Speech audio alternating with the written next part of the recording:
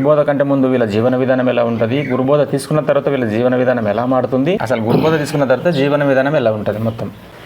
చెడ్డదాన్ని తీసేసి మంచి గుణమును చేసుకొని సాధించనీకే గురుబోధ అని.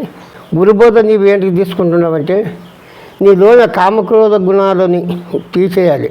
మొట్టమొదలు బోధ ఇప్పుడు అప్పుడు కాదు, ఈ జన్మరహితము నీకు ఈ చిన్నది కాదు పెద్దది కాదు. ఈ గురుబోధ తీసుకుంటేనే జన్మరహితం అని పెద్దలు చెప్తారు.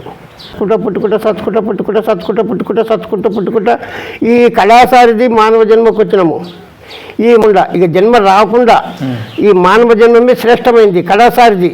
ఈ మానవ జన్మంలో ఓ గురుని చేరి ఆ గురువు చెప్పిన విధంబు నీవు పఠించి నీవు ఆయన చెప్పిన హరినామస్వరణ ఏది చెప్పినా ఆ ఒక పలుకు పఠించుకుంటే నీవు ఎప్పుడైతే పోయినావో లాస్ట్కు నీ కళాసారికి ఆ జన్మ రహితం అవుతుందని పెద్దలు చెప్పిండ్రు.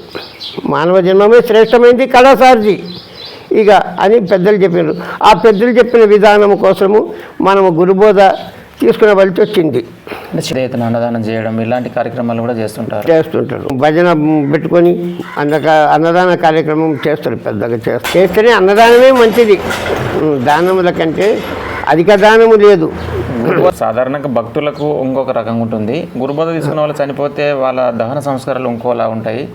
అదే మనం శ్మశాన రథం ఉంటుంది కదా, దాన్ని తీసుకుంటాం కదా, దాంట్లో పెట్టుకొని పూకున పెట్టుకొని కొనబోయి అలా పోయి మంచిగా దాన సంస్కారాలు చేసినప్పుడు మంచిగా పూకున పెట్టే ఇంకా అంతా ఆ గురుడు చెప్పిన ఆడ రత్తేయాలి. రత్తేసి ఓంకారం అనేది ఒక అక్షరము రాసి ఇక కూకున పెట్టి మంచిగా దాన సంస్కారాలు చేసి మంచిగా వస్తాం ఇక.